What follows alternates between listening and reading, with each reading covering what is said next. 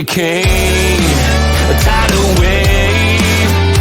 Essence perfect, life looks brilliant. Give me more of this. I'm out of control, about to blow, and I've been caught in the undertow. So toxic, but I can't get enough. You're burying me, burying me. Yeah, you're burying me, burying me. You've got me hypnotized. Push me out of myself. You've got me hypnotized. Whoa. I can see, I can hear, going crazy for the luck. It's got me hypnotized. You've got me hypnotized.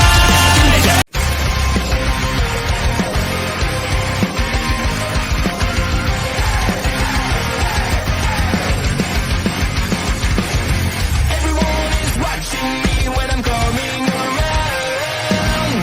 They all are judging me when I'm lying on the ground. I've got no shelter, I've got no escape. My life is a prison and I can't turn away. I feel it in my bones. You're watching OLE, and this is a Dijak Hijack. Hello, everyone, and welcome to NXT Taking Over. I am All That Ed Fries, and I'm joined by the natural Astrid Pizarro. We're going to ignore any mistakes I may have made there, because I didn't make any mistakes, because I don't do that kind of thing. Astrid, how you doing tonight? I'm alive and surviving. How are you doing? Well, you know, I'm better now that these guys are all in a good place. They're in a good place. They really are. Talk more about. If you don't know what I'm talking about, we'll talk more about that later. Ashley, what do you think of NXT tonight? I feel like it was pretty okay for me. It was like maybe a little average, kind of a little bit. But I know they're building up for the next thing, so it's going to take a bit for me to get into it again. How about you? Do you think they took advantage of the fact that Dynamite's going to have some subpar numbers tomorrow with the NBA Finals counter-programming against AEW? Well, they brought in Cody for a reason. Yeah, and he really didn't do a whole lot. No. I'll be surprised to see. I'll be surprised to see if the ratings bear out that Cody did much of anything for the ratings. I thought the show was okay. But the good thing out of it, he got invited to the cookout afterwards, so I think he's a win-win for him. Of course Cody Rhodes got invited to the cookout. Cody's black. Didn't you know that? No, Cody's black. He's always invited to the cookout. Cody solves racism. Cody and Swerve and Moose are all black African-American world champions. Like, it's just is what it is. By the way, that's all memes. Cody Rhodes. I don't believe Cody's black. I don't understand that whole thing. I know I see it all over the internet, but I don't understand it.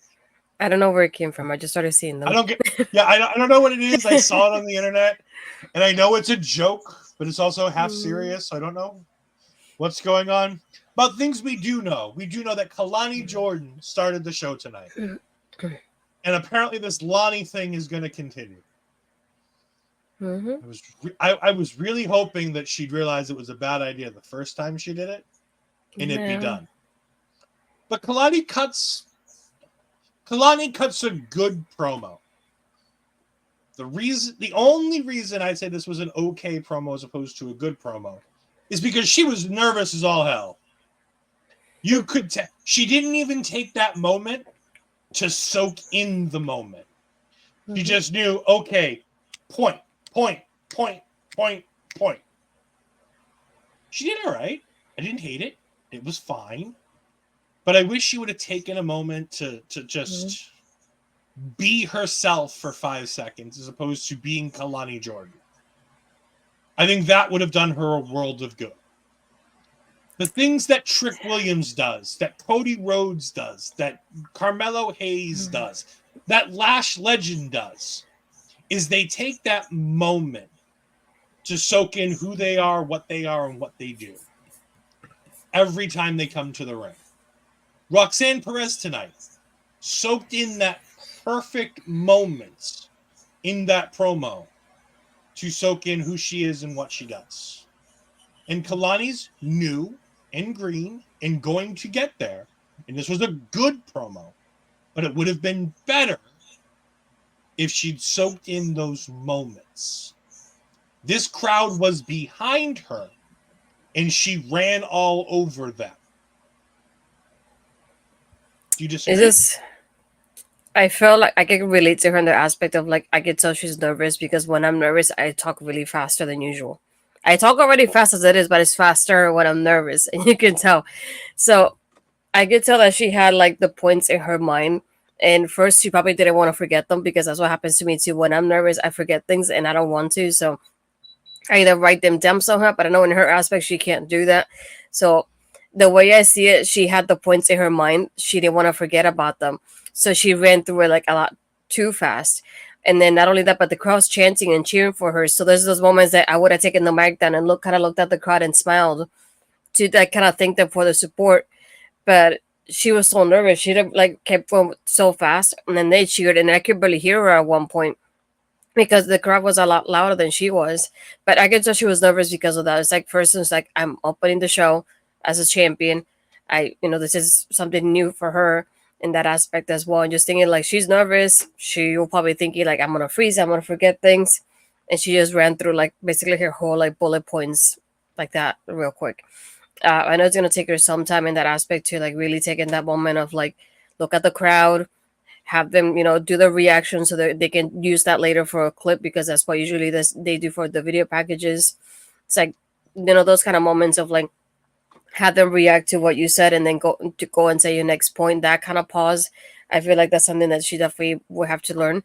But at the same time, I'm glad that Jada interrupted her when she did, and she didn't have to keep going in this aspect because she was already nervous. And I feel like having Jada there could help her feel like, okay, you can take that moment now, breathe, and kind of, get yourself together while Jada's talking. So I'm glad that she interrupted her in that moment when she did as well, because she could take it in that moment, breathe in, and kind of collect her thoughts before she keeps going. And she didn't have to say much afterwards, I believe, after this happened, because that's when Michin came in and then Kalani left the ring. So it was good timing in that aspect as well. Yeah, no, I wholeheartedly agree with you that I think that it was perfect timing for Jaida. And I think Jada's the perfect person to step in there and do that because I think Jada's ready. I think you can tell in this whole sequence, Jada's way more ready than Kalani is. At least microphone-wise. Maybe not in-ring wise, maybe not character-wise. Although I think Jada's there character-wise. And we'll talk about that more a little bit later on when we talk about her and OTM. But I thought that Jaida was the star of this segment. And that's a damn shame for Kalani because this is her spotlight. But again, I chalk Kalani up to nerves. This isn't a bad promo. This is a very fast promo where she kind of ran over the fans because she was nervous and she didn't want to screw up. And I can forgive that. She's young. She's new. This is the first time she's ever held the championship inside of a ring, talking to people with a microphone. Of course she was nervous. Any of us would be. And she did what she needed to do. She got the point across. She's going to be a fighting champion. And I love the fact that she's like, this title has no prestige. This title has no history. I need to give it that history and prestige. And I'm like, there you go. You got your one soundbite line that they can use in promo packages for every title defense, for every big feud. I'm the one who's going to give this title relevancy. And that's all they needed from her. Which is, of course, why Jaida Parker comes down and tells her that, she may have ran up a ladder faster, but guess what? Great. Lonnie can run up a ladder quick. It doesn't mean that you can out-wrestle me and I'm going to beat you.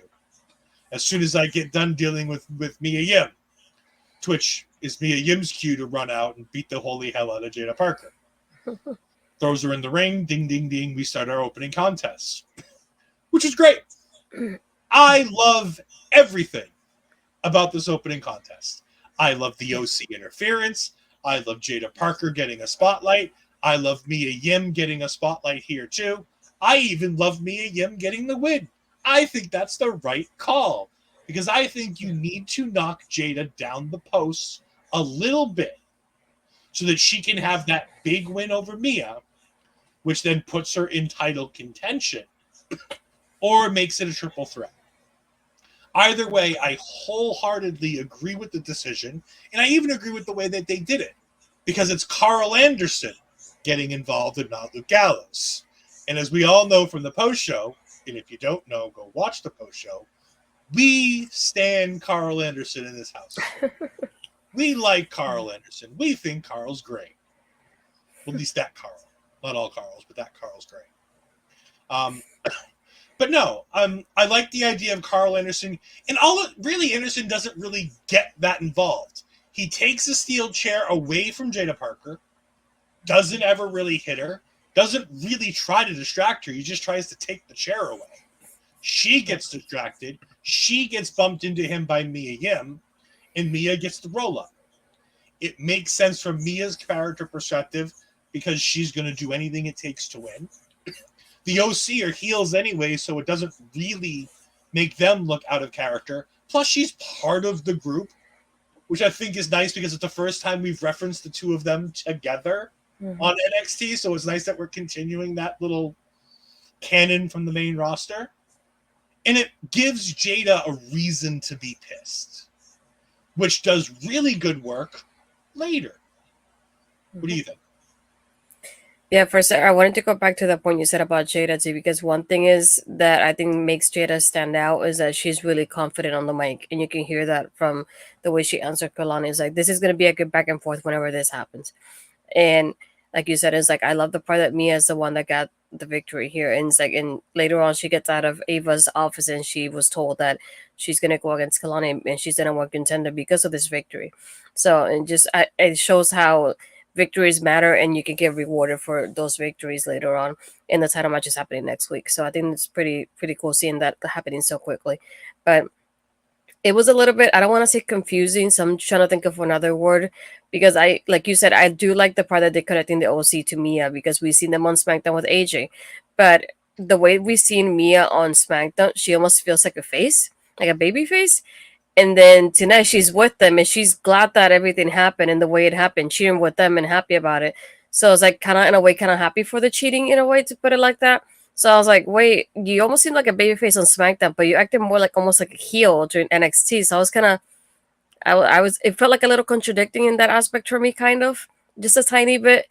But at the same time, I felt like OTM, I don't want to say they felt like heels, but they felt like heels, especially with Jada's confidence. They do give you that heel vibe. So I was like, that felt kind of strange to me, because tonight Jaida felt more like a babyface in that aspect after, like, not with the promo with Kalani, but in the match and how everything went down. I feel like she gave me more like babyface vibes. So I feel like that was a little contradicting in that type of sense. But still was like, I do like the match and how it happened. The match didn't have to be too long either. They had a good back and forth. Both girls were able to showcase themselves. And it's good to give Kalani this experience with somebody like Mia, who knows so much. Mia, it's a veteran here. She's going to be able to show her out, be able to balance between both of them. And we know probably Kalani is still going to retain, but it's still, Mia's going to be able to showcase her in a different way as champion. I think that will be great. And who knows if maybe Jada's like, no, I'm going to get in there and cost me the championship match. And that happens as well. So we do have like another back and forth between them. Or like you said, that will make it into a 3-way later on, maybe a heat wave. So who knows? But I feel like it's a good build up right now between all three of them.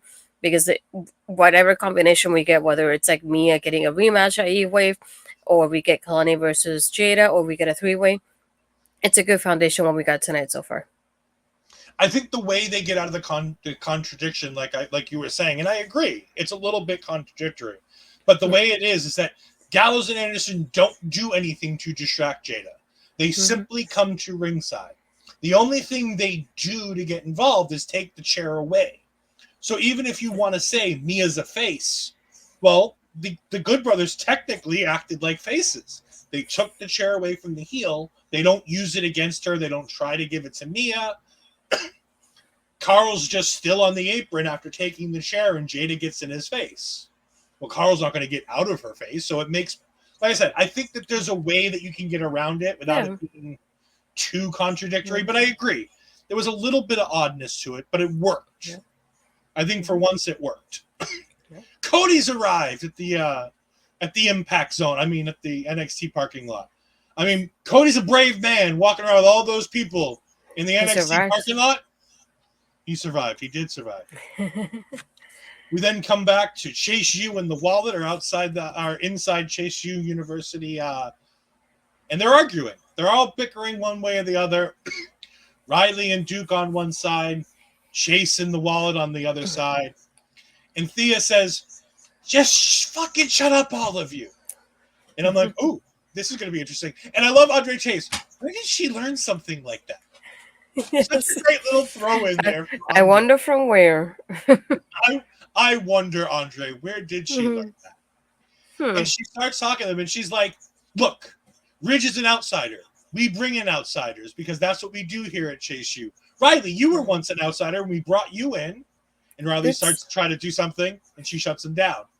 And she's like, Mr. Chase, don't forget that we all remember the fact that you almost gambled away. No, you did gamble away the university. And Andre's like, all right. Good with that. And then she's like, Duke, everybody thought you were going to turn on Mr. Chase. I'm like, yes, we all still think he's going to fucking turn on Mr. Chase. At some point, this motherfucker has to be a heel. I don't like the fact that he still hasn't turned on Andre. No, it just feels like it's gonna happen sooner or later, and like either way, no matter what he does, whether he's at ringside or like even just a tag team match, you feel like he's probably gonna be like one of those like whoops, and then he leaves, or even outside, just like leaving somehow or doing something that makes you go, We've been seeing this all along. We've been waiting for it, and it never happens. But it just like every time that he comes out, I do feel like it's happening. And she's like, but we believe in you, and we made you a part of Chase U, and now you're the MVP. And Duke's like, yeah. She's like, get your shit together. And then she says, what's the line? Everybody needs to just get the fuck over it, is her line. And I love it. Thea Hale, the voice of reason. Oh, God, I never thought I'd say that. Oh, my God. Oh, I think Percy's praising Lash after the post show, and now he's talking to Great about Thea Hale. What are you doing with Ed? Are you okay? Do we need to feel you for another fever? Hold on. All right. Good segment. It does exactly what it needs to do. It pushes the Chase U story together. And by the way, it pushed the Chase U story together in literally 90 seconds. Remember the fact that this took 90 seconds to push a story forward, because we're going to have issues with another segment later for not doing that. But first, we've got Gallus coming down to the ring. Our good friend Mark Talks Wrestling's favorite tag team. Gallus comes out to take on Wesley in the No Catch Republic. Not the New Catch Republic, the No Catch Republic. Tyler Bate and Pete Dunne will forever feud with Joe Coffey and friends. Like these five will never get away from each other. The only thing missing is Trent Seven. I was about to say that too. And honestly, if we want that, we can make it happen. Because he's in TNA right now, so technically he's available. The portal is open. It is very much open. But this is Astrid, what did you think of this match? I feel like I know you were very starstruck with one side of this match. I know. Yeah. I just made me laugh. Like I told you what we were watching is like at one point before the commercial, we have all three of the guys just posing in the ring, and they look like Avengers to me. It's like I just want to go to the camera from left to right the way they do with the Avengers when they all have the posing. But no, this was a fun match. It was like there's nothing in that aspect that really stood out to me. I expected Gallus to win it just because I feel like we're probably going to get the Rascals reunion when this happens a little bit later on. And that's when Wes gets that win with his teammates, because I feel like that is how it should go, hopefully. But yeah, there's nothing much to it in this match, though. I wish there was more I could say. It puts over Gallus in the way that Gallus needs to be put over as a big deal. Another main roster team comes down and eats an L. Just like all of the main roster people did at Battleground. So that whole thing about when main roster people come down, they always get wins in NXT is no longer the case. Yeah. It was fine. It was a good match. I enjoyed it. It's a great TV match. It's a popcorn match. It does all the things you want it to do. It does all the flip-de-doos and the power moves and everything else. Like, it does the stuff. But at the end of the day, it progresses the storyline. And with Wes getting the loss, he needs to find some friends who can help him get the win. Yeah. Bring in some rascals. Yes, please. No, thank you, but that's what's going to happen. Yes, We then get one of the better backstage segments of the night. OTM and Jaida Parker backstage. And this is great. Because you have OTM being like, look, Jaida, we should have had your back. And she's like, no. The reason you walk me to the ring and then go to the back is because I don't need you to handle my shit. Yes. And I'm like, damn, Jaida. Like, but when you think, they're almost never at ringside for her. No, but she's worth for their matches. She's at ringside though, but the other way around it doesn't work out. But I thought the same thing. It was just like she seems so confident of like, no, you guys need me. I don't need you guys though, and I love seeing that from her. She's like, no, I would have preferred it like the OC wasn't involved, but I don't want you guys to get involved. This is my thing, and it's like basically I'm gonna get Michin back sooner or later. But I love that confidence of her being like, no, I'm okay, and just pats her back. It's like, no, I don't need you guys for my matches. Yeah, she's like, look, this isn't gonna, and she basically spells it out. Like, this ain't gonna be no 6-man tag. I'm gonna be the one to run that bitch out of NXT. And I'm like, all right, cool. So now we have a timetable for Mia Yim in NXT. She's gonna be here as long as Jaida Parker allows it. And that's great. Because again, this is Jaida taking over. This is Jaida proving how much this is why she's light years ahead of Kalani Jordan. She's on that Tiffany Stratton timeline. She's going to need more matches to get better in the ring. But while she's getting there, she's going to nail character. She's going to nail teamwork with OTM. And she's going to make them a bigger deal because of her. And that's all positive when it comes to Jaida Parker. This is one of my favorite things on the entire show. Is this little short video, this little short package backstage. Yeah. And not only that, it's like it feels like a natural environment for them as well. Just being backstage and chatting like friends.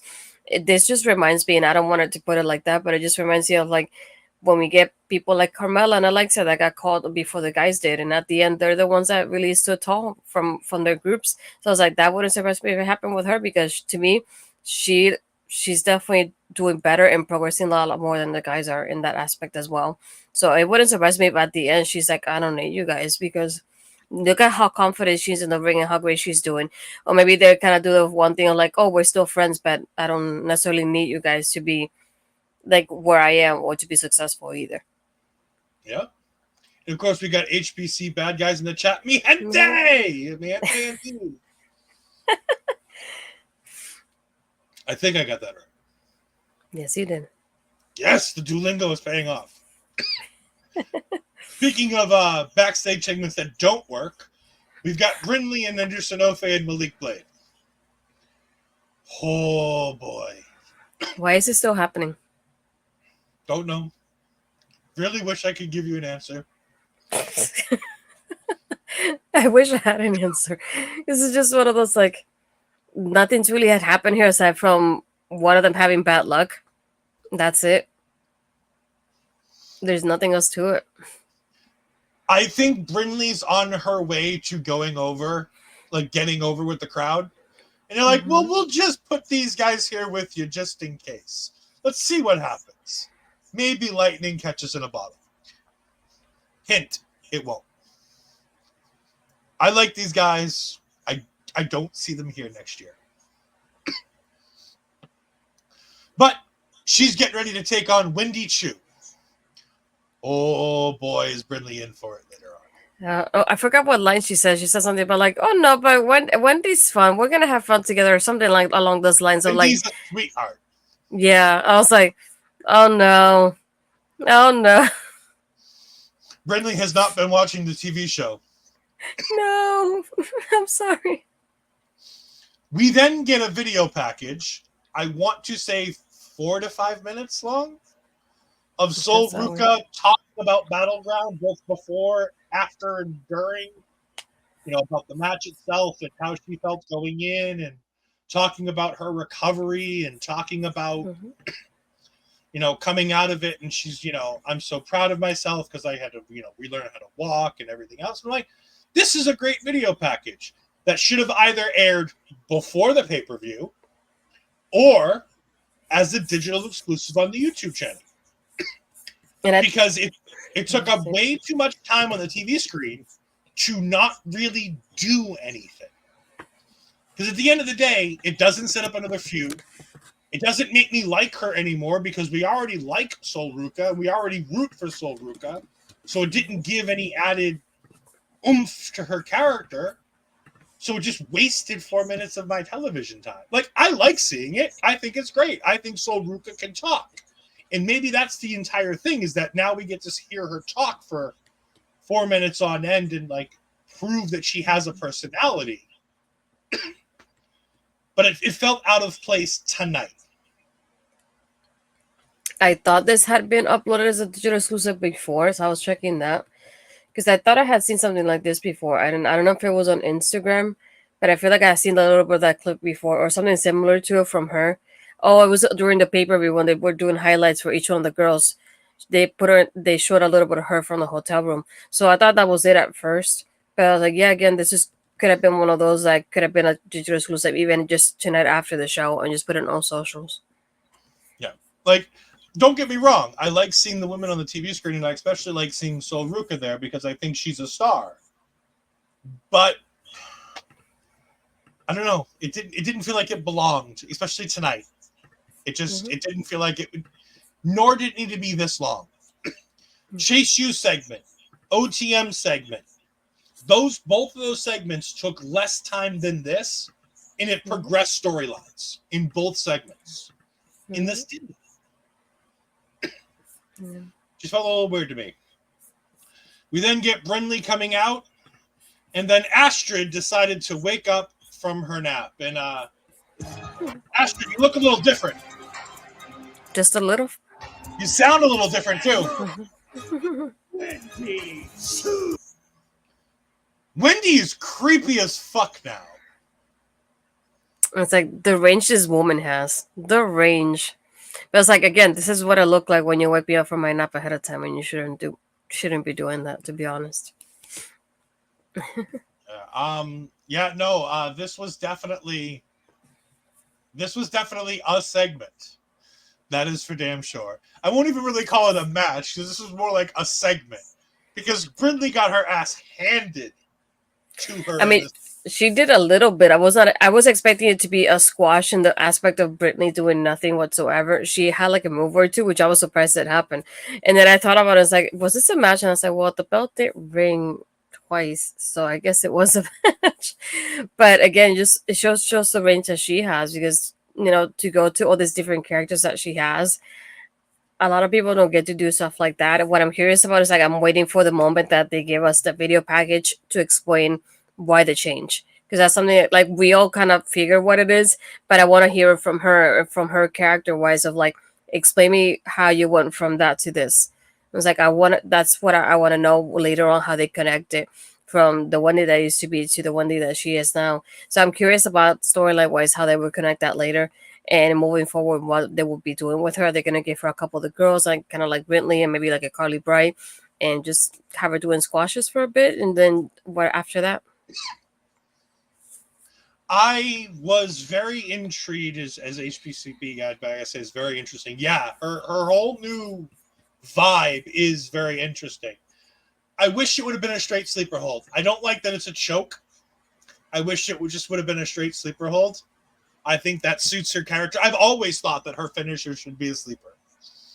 The fact that she's doing a choke now is fine. It's a little bit more violent than a sleeper. But I love the idea that there's this new violent, dark side to Winnie Choo. For those that forget, this isn't the first time we've seen a dark version of Karen Q's character, because she was Mei Ying. for those that go back far enough, with Boa and with Xia Li, she was Mei Ying. So this isn't unusual for her to be able to go dark. Yeah. But it's new for the Wendy Choo version. Mm-hmm. We get a tweet saying that Oro Mensah was fined and banned for his multiple attacks on Ego. It's about fucking time. In the span of a week, this man attacked all Ego Ethan Page 3 times. And then on the third time, they're like, all right, we got to do something about this now. Yep. Like, come on.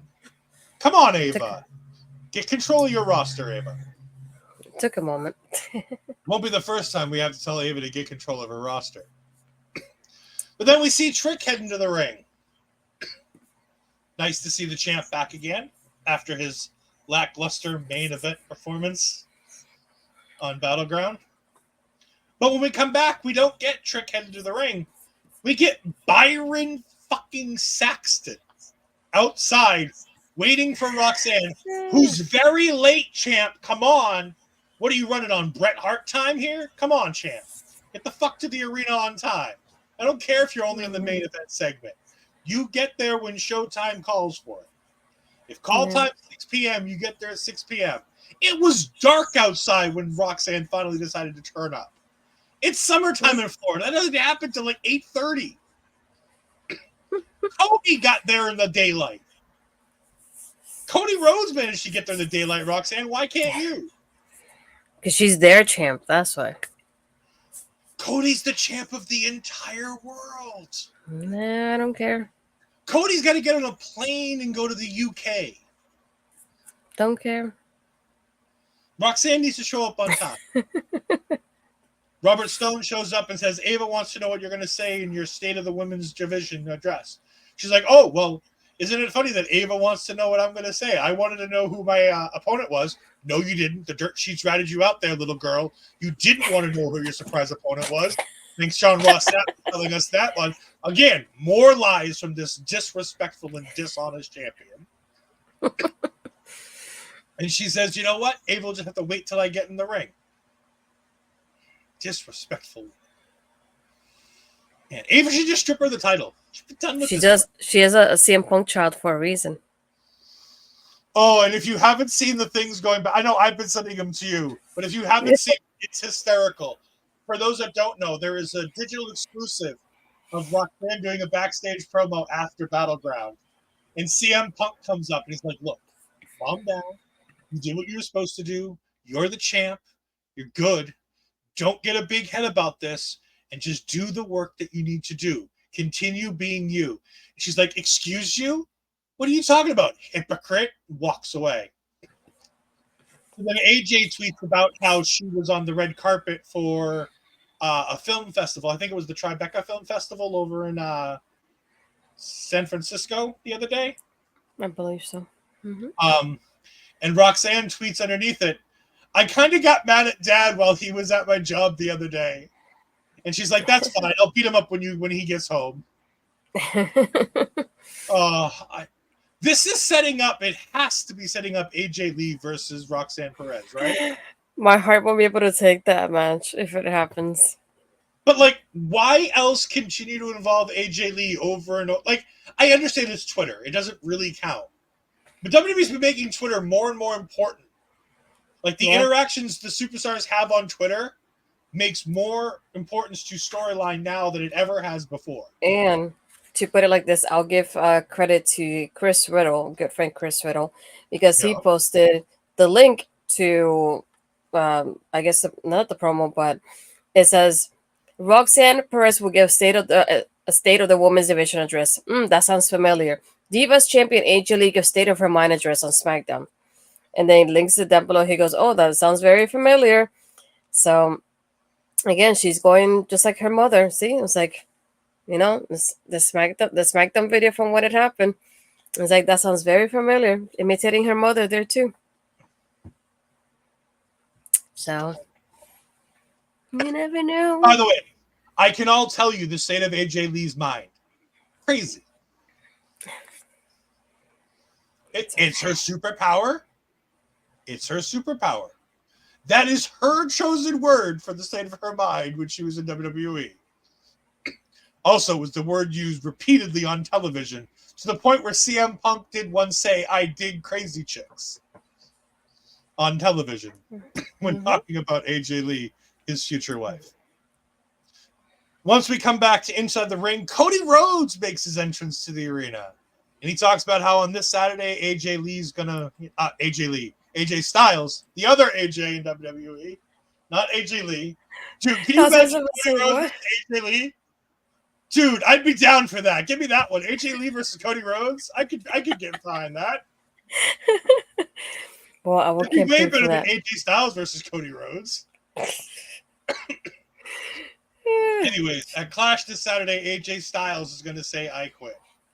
And then out comes Trick, and Trick talks about how they're very similar, how they both had chips on their shoulders, how they both had to climb mountaintops to get where they are.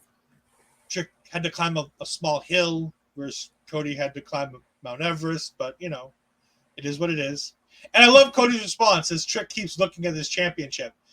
And Cody puts it on the other shoulder so that it's closer to Trick, and he takes 2 steps and leans, and he goes, "Don't forget, there's always another mountain." And I'm just like, we're getting Trick Williams versus Cody Rhodes someday. That's crazy. I want that at some point. That a heel Cody Rhodes versus Trick Williams, that could be a lot of fun. Oh, yeah. Oh my God, imagine if they do Survivor Series this year as champion versus champion again. Cody Rhodes versus Trick Williams versus Drew McIntyre. Gunther? Maybe. CM Punk? Surely Rollins? not Damian Priest. No. Rollins? No, he won't be back. He won't be back till the end of the year. Hey, I can dream. No, you have enough dreams already. Stay focused on AJ Lee versus. You couldn't even handle it if Damian Priest came over and talked to you at the New York City Latina parade. Puerto Rican parade. Whatever. It's no difference. You know what I'm talking about. For anybody else, follow Astrid Pizarro on Twitter at Astrid Pizarro 20 on Twitter. It's great. No 20, but yes. Okay, whatever. Anyways, Cody Rhodes versus Trick Williams someday, maybe. And then Cody says Ava's given him the opportunity to let Trick know the next challenger for Trick's championship. I'm like, all right, cool. Who's it going to be? All Ego? Maybe we're going to get Joe Hendry because Vic Joseph keeps dropping Joe Hendry references all fucking night. No. It's a 25-man battle royal, which means NXT has no idea what they want to do. Or do they? Because Cody Rhodes continues and goes, by the way, Trick, you might think you know who you're going to see in that battle royal. But remember, not everybody might be from this locker room. Mm-hmm. The prohibitive portal's back open again. We're going to see main roster talent in that battle royal. Mm-hmm. We're going to see people from NXT in that battle royal. Mm-hmm. And we're going to see some Impact stars in that battle royal. Hendry. I also think that the person who wins that battle royal is going to be an Impact star. No, HBC, no. I don't like that one. No, you can keep him. No. He doesn't want... I don't know if you saw this on Twitter, but somebody said that they wanted to see him, Moose versus Obafemi. And he goes, well, that never happened because I don't do Nigerian on Nigerian crime. I'm like, thank God I don't want Obafemi wrestling against you. No. We do. While we do stand for Carl Anderson in this house, we absolutely do not stand Moose in this house. Boo Moose. Bad Moose. Bad system. Yes. Terrible. Who do you think if Impact gets 3 slots, who are the 3 slots in the Battle Royal? Joe Hendry, Speedball. Shoosh. Thinking of a third one is tough though. I would like a sneak in there, and even though it's kind of there, but Nick Nemeth or even his brother, because he's never been in NXT. I feel like that'll be interesting. Yeah, That I'll would take be either it. one. Either one of the Nemeth brothers, to be honest, because I think that will be something a little bit different, a little bit of something in there. But I think for sure, I think I would like to see Speedball and then Joe Hendry there. I think those would be the big ones. And Joe seems to be hanging out in Orlando today. You know, the little palm trees in the background seem a little bit familiar from my side of town. So, yeah, you never know. Name and he Yes. appears. I believe in Joe Hendry. I believe in Joe Hendry. Yes, we believe in Joe Hendry. Oh, yes, we do. But no, I was very surprised they didn't just outright do it. I'm like, even if he doesn't win, like just for the laughs, Dutrick versus Hendry. You're like, come on. Like, do you know the social media clicks you're going to get if you announce that as your championship match? I cannot begin to imagine. Hendry blew the surprise.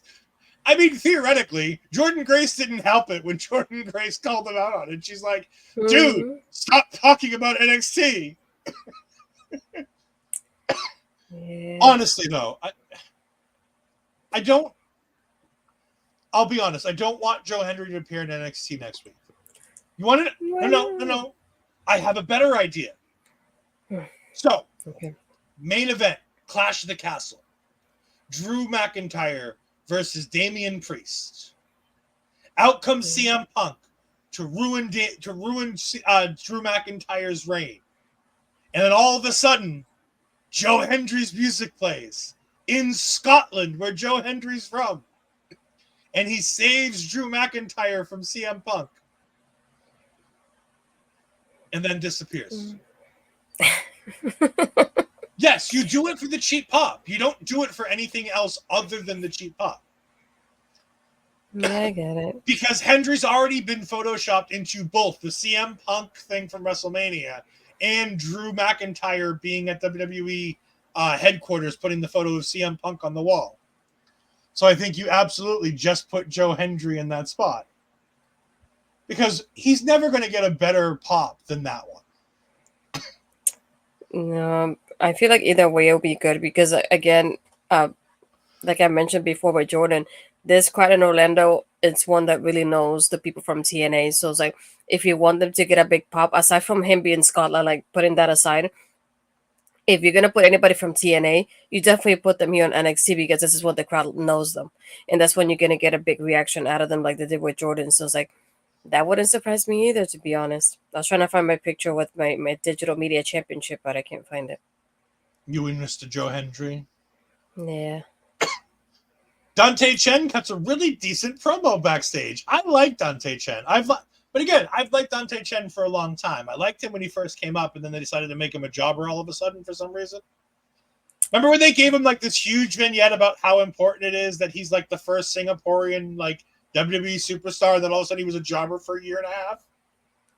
And I'm like, what the hell just happened? Why did we give him a huge package and then do that to the poor guy? But he cuts a promo talking about how he's going to beat down Lexis King, and anytime somebody wants to beat down Lexis King, I'm down for it. But we got a good friend in the chat, Papa Smokes, joining us. Hello, Papa Smokes. Thank you for joining us. We greatly appreciate it.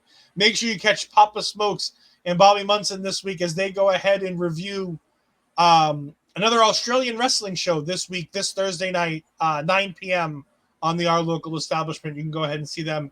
They're going to be reviewing one more of the shows. I forget where it's from in Australia, but Papa Smokes can probably remind me if he knows, because I think he does. Well, he obviously knows, but I'm not sure if he knows off the top of his head what the promotion name is. We then go backstage with Carly Bright and three ladies. Do you know who the other three are? Because I don't. No, that's one of the few times I cannot name the others. All right, but I know Carly Bright because I smiled when I saw the backstage segment, so I knew one of the people was Carly Bright. Yep. And then Carly sees somebody next to her, and she's like, "Oh, I'm so sorry. Oh, Wendy, nice to meet you. I'm Carly Bright." And Wendy just looks at her all green, evil, mean, and she's like, "Oh, that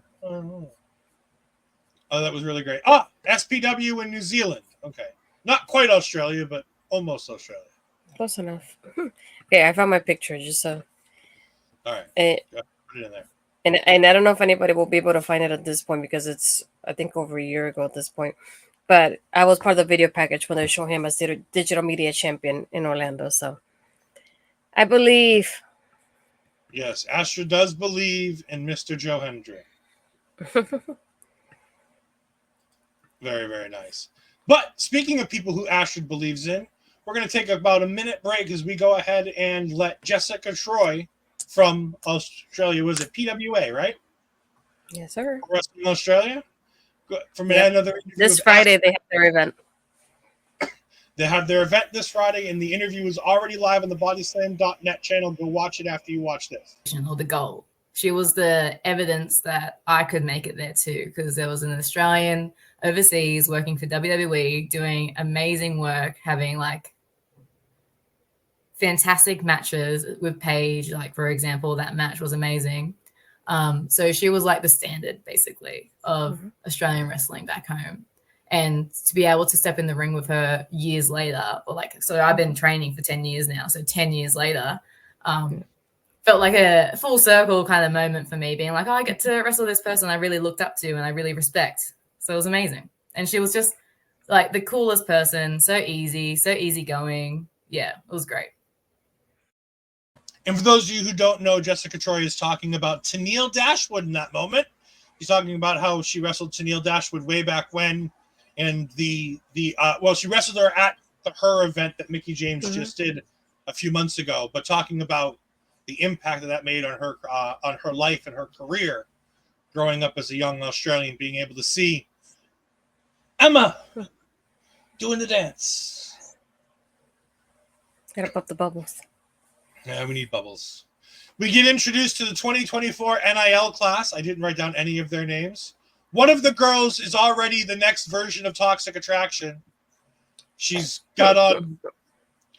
already not dressed enough.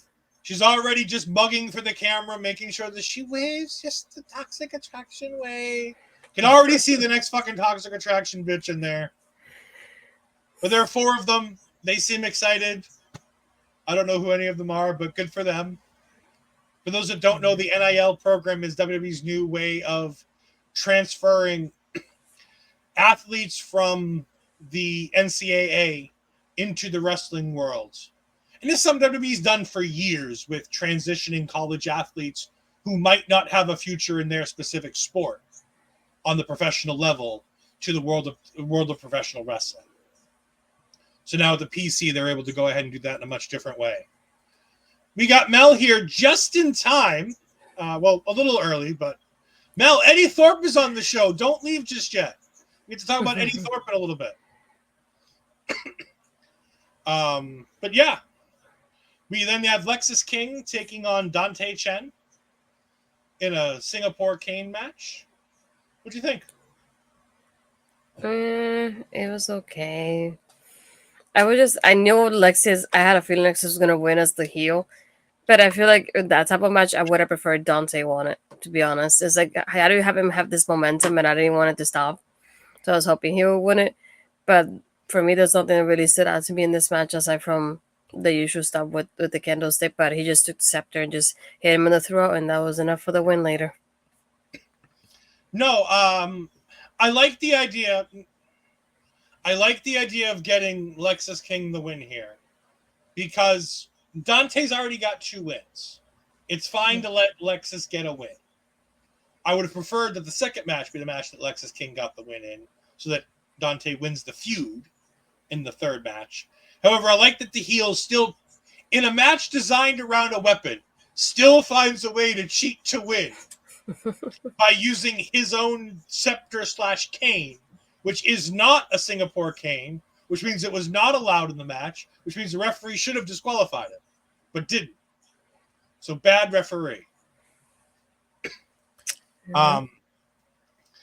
We get Mia Yim, like you said earlier, coming out of Ava's office, talking about how she got the match set with Kalani, which we find out later on in the show is set for next week. And then we see somebody who's off camera, barely briefly on camera, aka most likely Brooks Jensen, rushing the table again to try to get at Vic Joseph. I didn't see any of the live stuff this week to know if it's him or not, but I'd imagine since it was slightly on camera this time that it's probably Brooks Jensen. Yeah. Unless an idiot in the crowd has taken the Brooks Jensen stuff to mean that they can do it now too. Which could have been the case because Booker looked really irritated tonight as opposed to what he really looks like. Because I know the only thing that I seen before the show even started is that he was doing the line try to get into the venue and the security kicked him out. That's the only thing I read about him before the show started, so it could have been him. I would safely assume it's him, but I can't guarantee it. And then, because Mel's here, we're going to go ahead and get to it. Eddy Thorpe is back in action. He's back. He's done burning stuff. He's done at the fire. They had a great video package of, all the great Native American wrestlers with Chief Che Strongbow, and going all the way back, even further than Chief Che Strongbow, which is my childhood, but even further back. Just some great stuff about the history of Native Americans in professional wrestling. Tatanka, just such great stuff. But Eddy Thorpe versus Tavion Heights. What do you think of Eddy Thorpe versus Tavion Heights? As I just put Mel's comment up here and just let it stay here. It took me a moment because I saw him and I thought, I know this guy from somewhere, but I can't pinpoint him because we haven't seen him in a while. And then it took me a moment because in the back behind him, you could see the Tavion Heights. And I was like, dang, it's been a long time. I don't remember the last time we saw him, to be honest. But it was one of those matches that I'm glad they did it this way because Eddy needed this. I feel like they kind of, I don't want to say a totally a big deal, but they made kind of a big deal of having Eddy Thorpe in here. But I feel like they do video packages for him. They're giving us the character. They're giving us his backstory.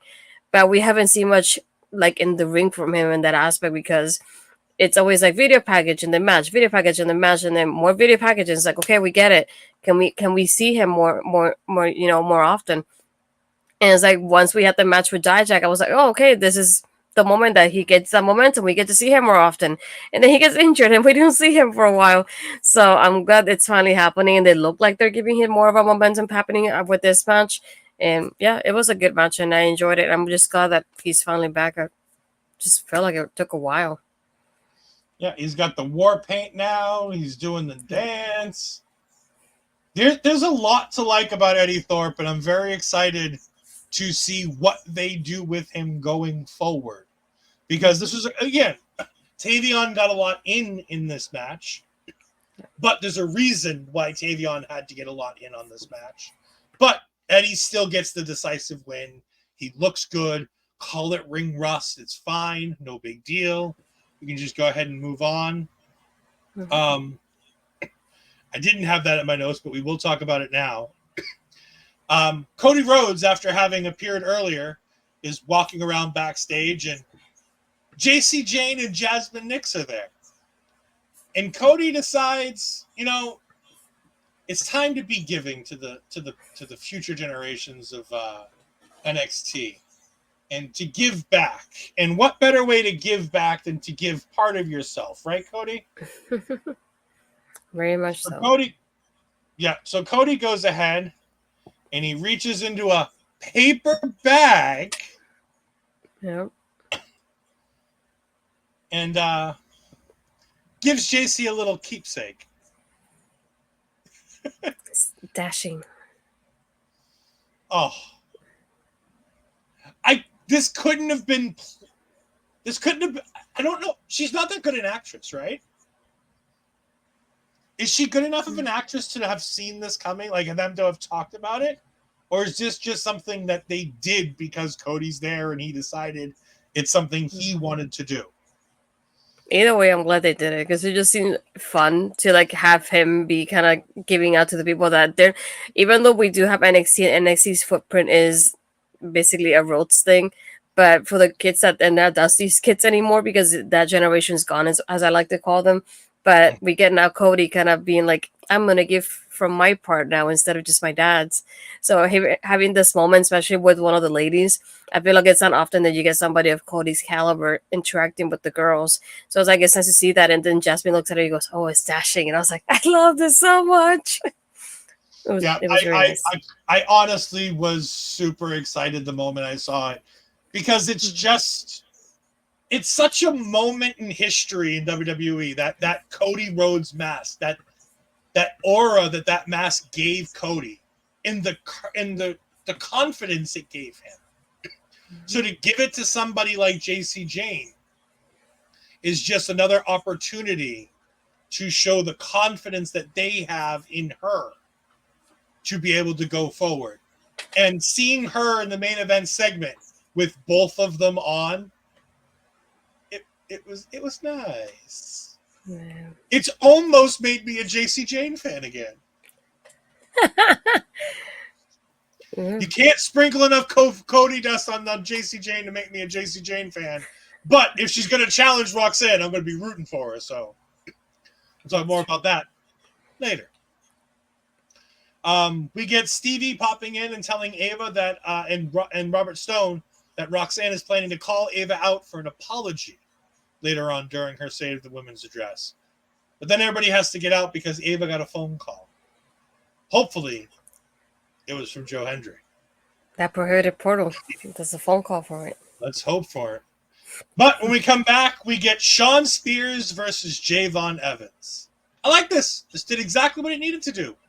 Speaking of things that I like, Bobby Munson's jumping in the chat. Hello, Bobby Munson. Thank you for joining us. We're doing good. We had a good day. We were just talking about JC Jane being given a dashing gift from the dashing Cody Rhodes, who popped into NXT tonight. But Shawn Spears here with Javon Evans, it was great.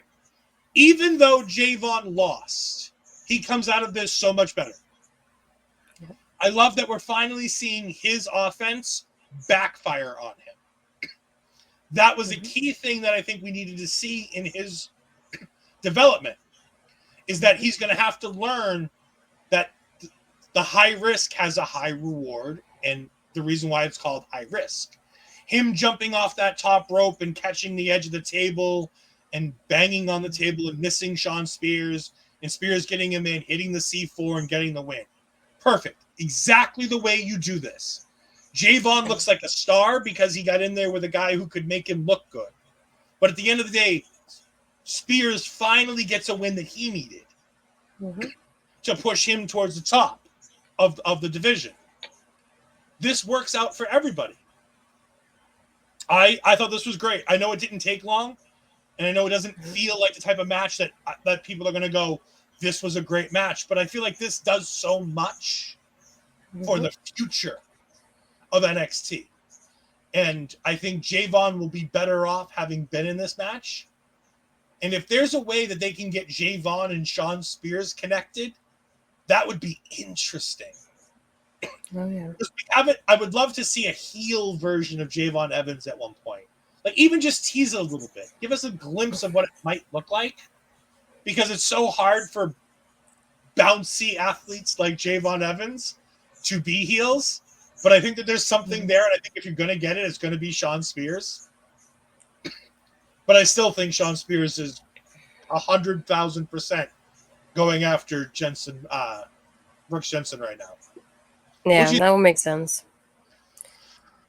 This one, I enjoyed that. Not only the parts that you mentioned, but when he does the flip onto Shawn from the barricade, that's one of the parts that I enjoyed. But even the ending, I just loved the way it just happened, that he just takes him and he hits him and he's like, he kicks him, so he's like wobbly under apron. And when he's about to go up, Shawn just catches him in such a way that looks so freaking smooth there too, just in time for the ending to happen. It's like, it was just, I loved it. I love how it looked. And at the end, Javon is bleeding as well, and just like you could tell like he's in pain, and he had the battle scars from this battle with Shawn Spears tonight. And I feel like, mentioning what you said though, I feel like he could kind of in a way make it seem like he's joining Shawn, and that maybe you can see a darker side of Javon in that sort of way when he tries to tricks Shawn in that sort of way, maybe a little bit, and that's when you see something darker. And then Javon's like, hell no, like this is not my thing, kind of situation. And then he brings up and starts being himself again. So I feel like we could see something similar like that, and that's when we kind of see like a darker side of him, kind of like a glimpse of it. But still, he goes back to how he is usually. But I enjoyed both of these. It's like I figured kind of Shawn needed the win a little bit more than Javon as well, because we've been having him lose since he's been here so far. So it wasn't a surprise to me in that end of it either. No, but I think it does exactly what it needs to do, and that's not necessarily a bad thing. Sometimes doing the predictable right thing is the good thing. In this case, I thought it was.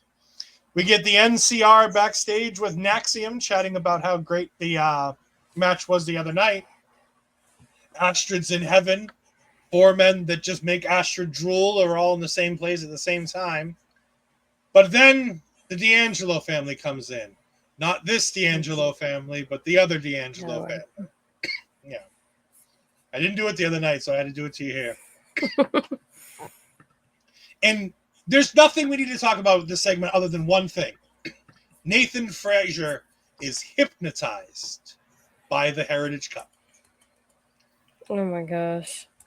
And Nathan's like, no, I can do both. I can defend both. And nobody, not one of his 3 friends, thinks that's a good idea. Not Pete Dunne, not Tyler Bate, not Axiom. Axiom does tell us that his best friend is A-Kid, though. No, and I love the part that Taylor's like, no, you can't tell us anything about British wrestling. My name is on that cup. And then Axiom goes, yeah, my friend is on that cup too. And you were a champion too. It's like, I just love moments like this where he is able to do that stuff.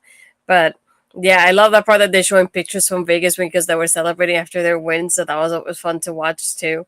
But, we had the teaser. It was like, we have a little... Nathan's a little bit hypnotized with that cup. Like he wants to have it in his hands again. And it's like, I can do both. I mean, Axiom is like, but we're still tag champions, right? Right? Tell me I'm right, please. So I believe Naxium was Axiom was waiting for him to be like. I mean, folks, where's the lie? Thank you very much. Axiom was waiting for him to tell him the lie, and I think everybody thought that Nathan Frazier was lying to them because none of them believe in him. Yeah. We get Roxanne heading to the ring, but backstage outside of the arena as Cody's getting ready to finally leave, Cody's like, well, finally, it's done. I don't have to be here anymore. Unfortunately, that was not the case as Cody Rhodes met up with a couple of old friends. Because first, Shawn Spears comes up and says, hey, you won the Rumble. You won your championship. Next week, I win the Battle Royal, and I'm going to win the championship. And I'm like, sure, kid. Maybe. Sure. No. But maybe. And then Ethan Page comes up, and he's like, no. You're here to support me. We're friends. Because Cody Rhodes personally tweeted how excited he was to see Ethan Page in NXT. And then Shawn's looking at Ethan, and they're all looking at Cody like, come on, who is it? And then Lexis King comes in, and he's like, no, boys, I'm going to win this. And Cody just smiles and goes, it looks like you 3 are in a good place. I love when shots are so veiled that if you didn't know who was saying it, you wouldn't even know. I was expecting something along the lines of him mentioning something about being elite.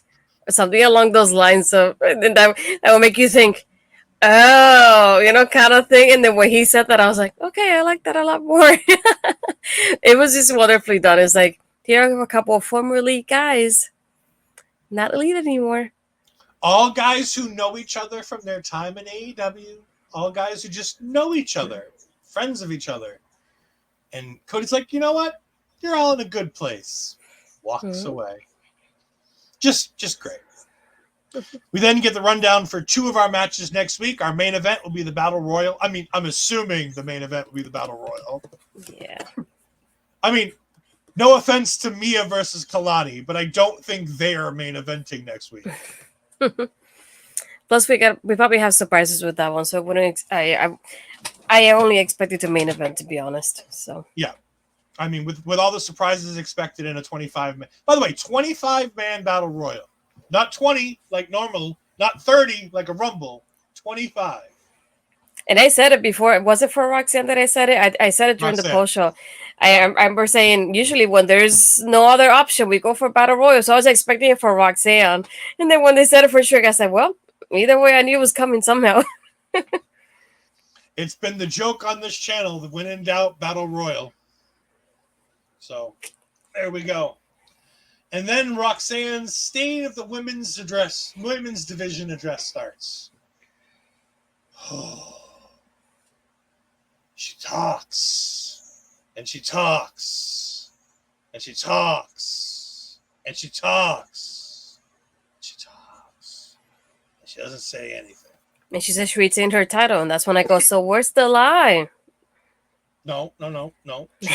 She's not even worthy of Bobby Fish.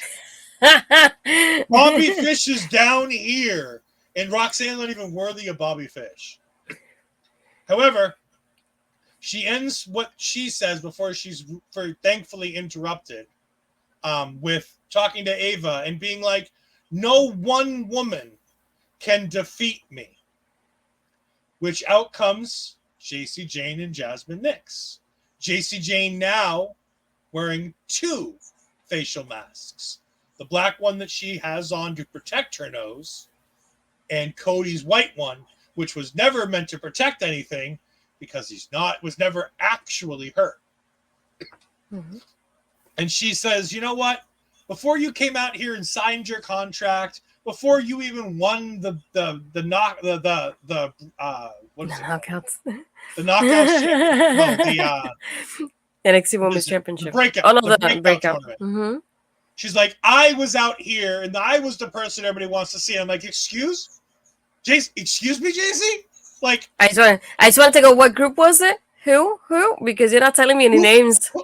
Who's in that group with you, JC, that everybody wanted to see? Because I guarantee you were the third person everybody wanted to see in that group.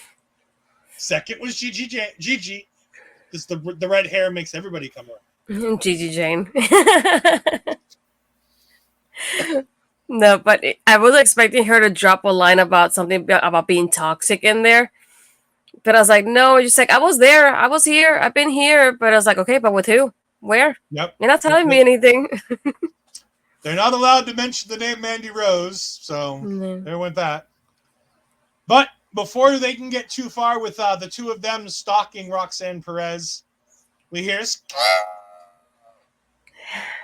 and out comes Lash Legend and Jakara Jackson. And I started to notice a pattern at this point, that people were coming out in pairs. Hold on to that thought. We'll get back to it. And Jakara and Lash talk about how, well, yes, Roxanne's been the linchpin to the women's division for a long time here.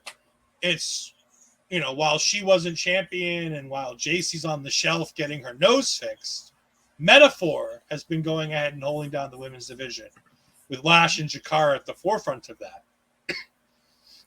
And I'm like, maybe, sort of, I might be able to buy the bullshit that you're selling, maybe. And then out came Lola Vice, and I was a very sad man. And Lola starts talking, and she goes, you can't talk about Battleground without talking about my match. And I go, I guarantee you, when most people talk about Battleground, they leave out the fact that your match was part of Battleground. And then she commits the ultimate sin of saying, you all aren't on Roxanne's level. She's right. Only me and her are on this level. And I'm like, bitch, what fucking level is that? Big 5'3"? Like, the fuck are you talking about? You can barely wrestle. At least Roxanne can have a 5-star match. You can only have a 5-star meal.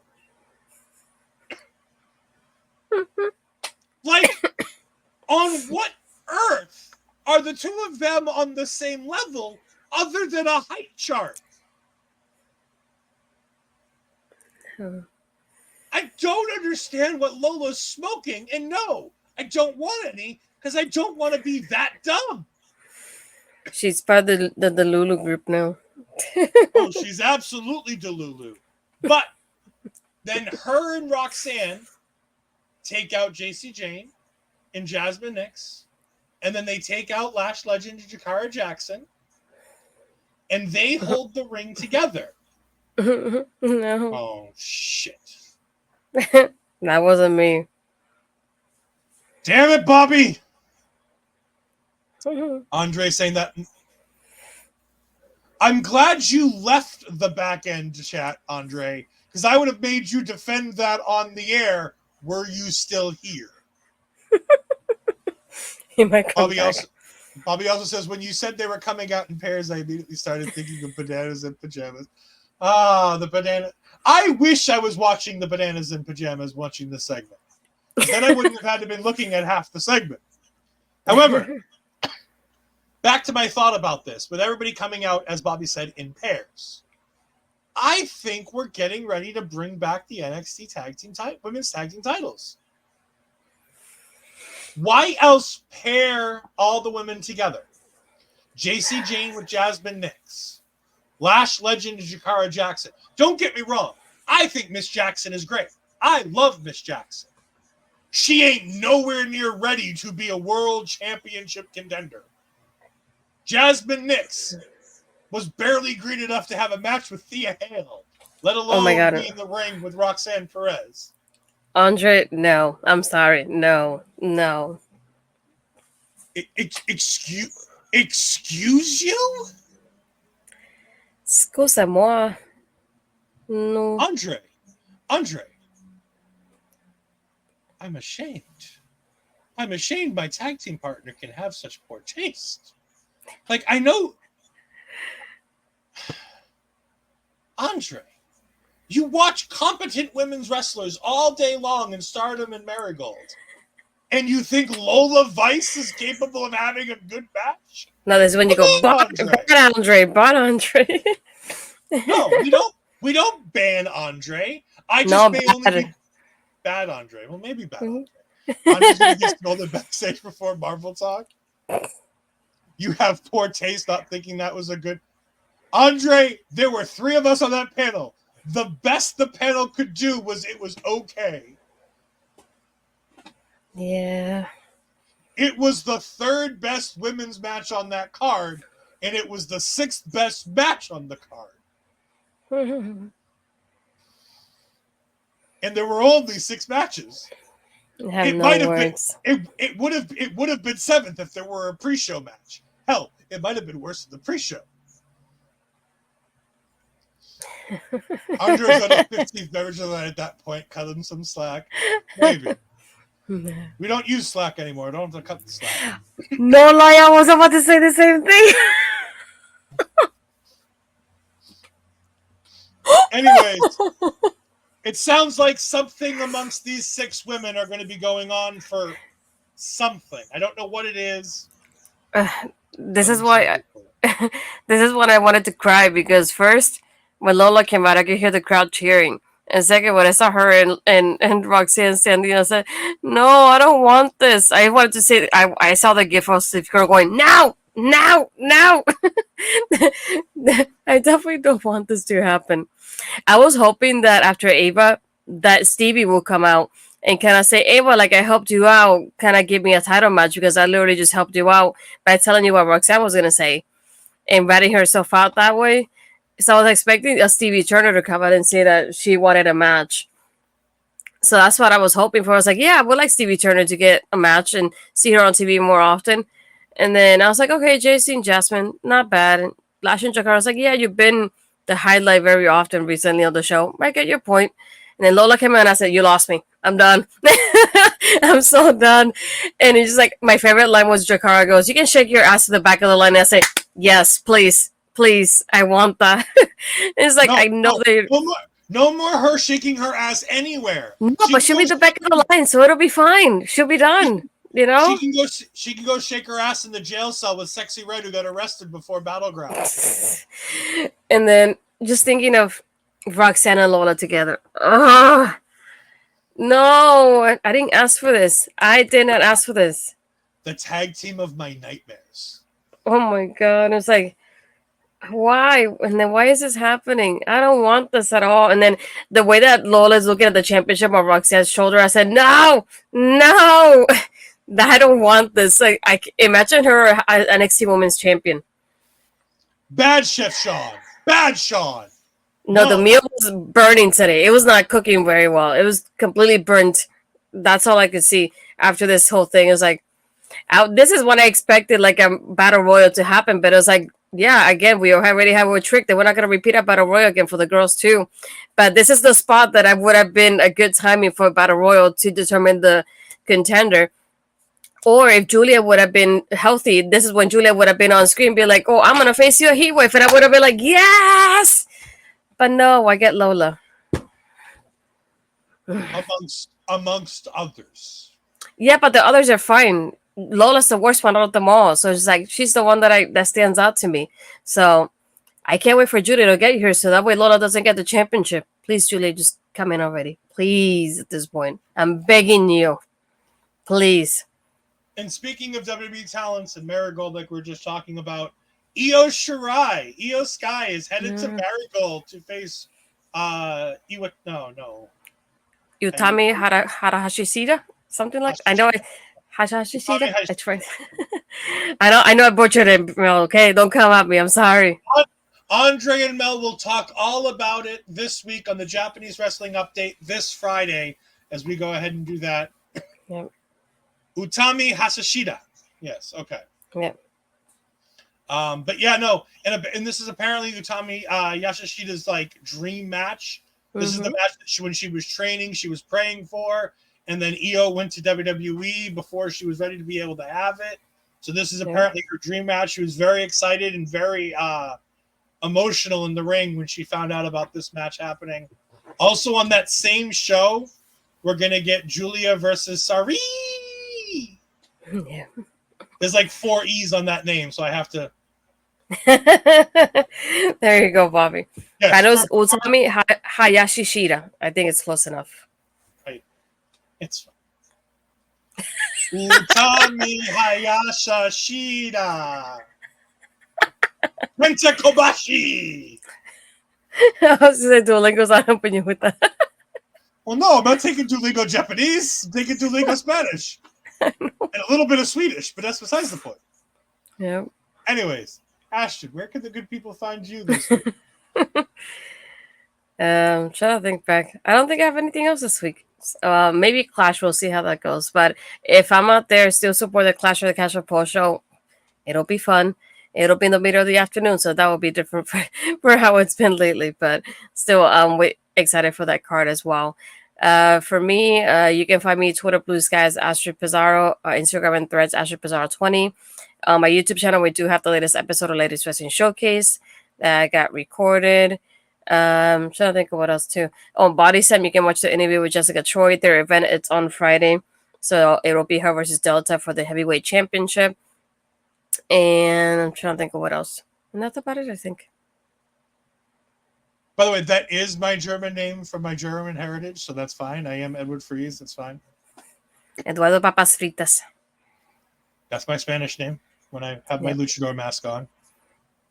You can, of course, find me on Twitter at EdFries12584. You can find me on Twitch at twitch.tv/EdFries2002. Tomorrow night, if I haven't killed him before then, me and my good friend Andres are going to be talking all things Captain America and the Winter Soldier tomorrow night with our good friend Lauren Goodnight. When we're talking about the most bisexual Marvel movie in the history, you've got to have Lauren Goodnight there to talk about it. We've got a love square going on tomorrow night between Falcon, Captain Steve Rogers, Bucky Barnes, and Peggy Carter's niece. Yes, the Winter Soldier. This has been a show that's been on me and Andre's mind since we started doing the MCU Rebound. Is we've been working to get to this point. Because from here on out, most of the movies that we're going to be talking about are really good.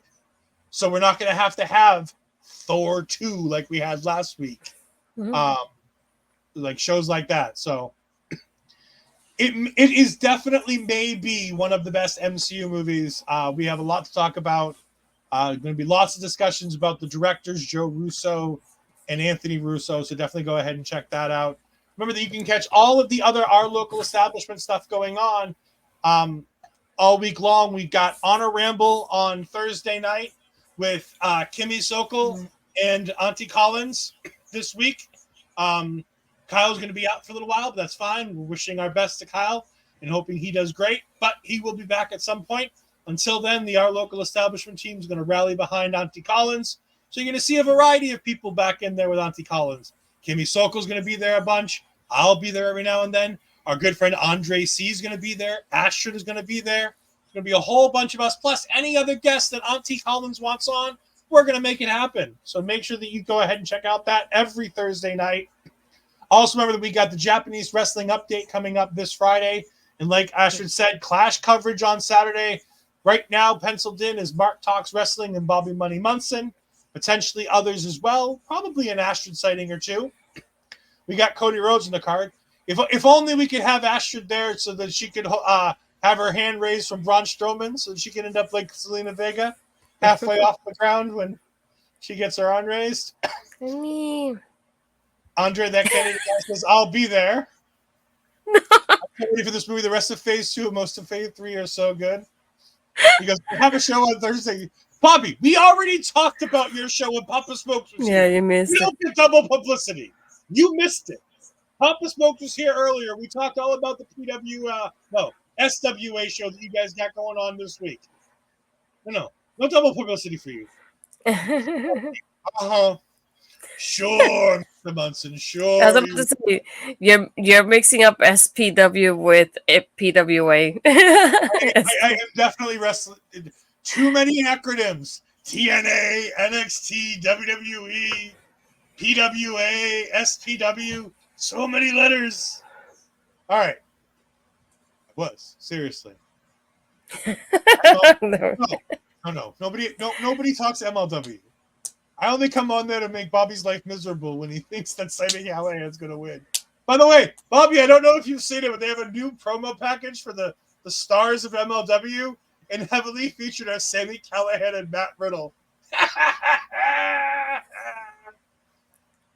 MLW does that enough as this.